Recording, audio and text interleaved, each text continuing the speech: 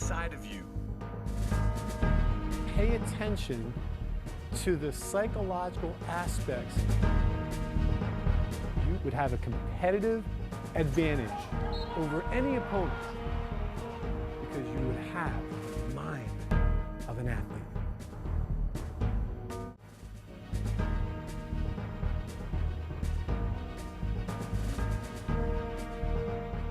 Josh Hamilton is one of the greatest baseball players in the game today. But it wasn't always like this. Listen to these words that Josh once said. He said, "Not that long ago, there were nights when I would go to sleep in strange places, praying I wouldn't wake up. My thinking was clouded, and my talent was one day closer to being totally wasted." Josh Hamilton wasn't always on top in his sport. And like many athletes and many human beings, they've also spent time in the valley. They've been down, they've been out, they've been depressed. Depression is a very common mental health concern that impacts so many people, and especially our athletes today.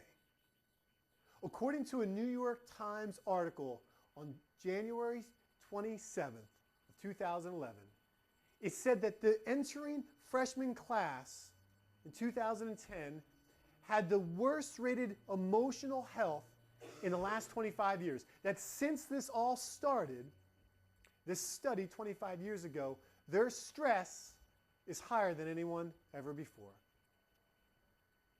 It saddens me in sports when too often we pay so much attention to the physical, but we often gloss over the reality of mental health concerns. That our minds, that our emotions really matter.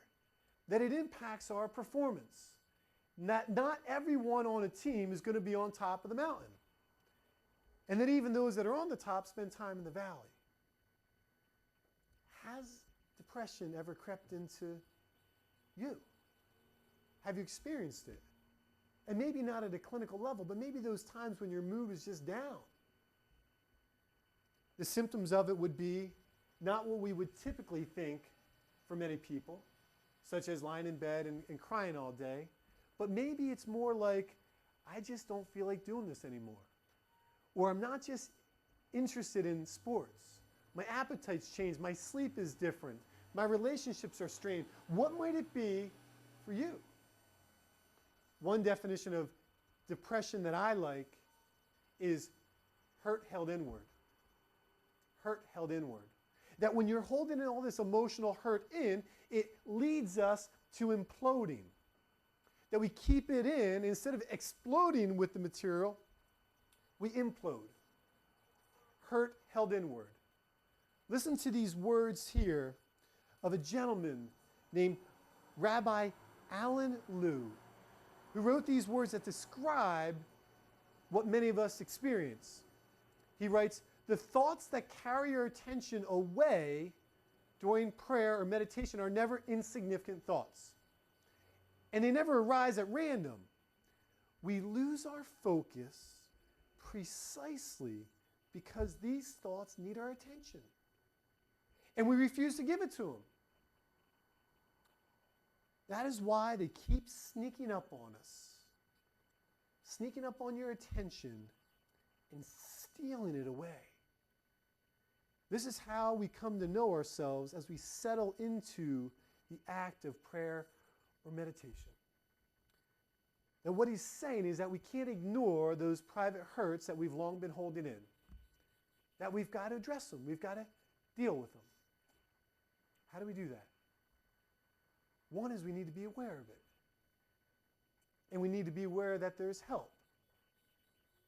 Sometimes, especially for male athletes, they'll just get angry. They'll get so angry and they don't know why. The anger is really the emotional hurt, but we don't have the vocabulary words to describe the hurt. Like, could you imagine if you went around and said to some of your teammates, well, I'm just kind of feeling like coach is condescending, and it was very belittling what he said to me at practice yesterday, and I just want to go up to my coach and tell him, look, I don't appreciate your tonality. You know, the way you talk to me in front of people just made me feel a little uncomfortable. Could you imagine talking that way? No. But yet that's exactly what's going on. And we need to develop the vocabulary words to describe the feelings that we are actually having. This is an important step in understanding the hurt and beginning to process it through prayer, through journaling, through talking about things. And that when we alleviate those hurts, we stop that emotional drain that's going on in our life. My heart goes out to you guys because too often in the sports world, we've long known this has been going on, but we're not quick to address it until one athlete maybe quits the team. Or maybe you get injured and that emotional pain manifests itself in the physical symptoms and you end up leaving your sport or never returning to that level that you were in. Or maybe you've been trained at a high level and you're used to a good serotonin release and endorphin release, but you maybe tear your ACL and you can't train quite as hard. And suddenly you go from here to here, and that difference is significant. And your body feels it because there's a biological component to this depression. Whatever it may be for you, we've got to find that way out. Obviously, I'm biased to sports psychology and to counseling and therapy, but I really encourage you to think about it. Take it from the people that have gone before you that have struggled with this. And if you're already doing that and you want another layer to it, do what Josh Hamilton did. In his video, I Am Second, which is available on YouTube, and I encourage you to check this out. Josh Hamilton tells a story of how he was down and out, searching to alleviate those tensions, those hurts, in misguided ways.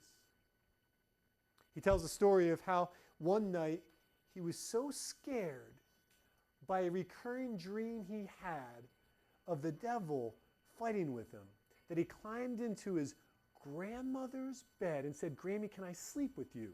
That's a 25-year-old man. Climb into his Grammy's bed.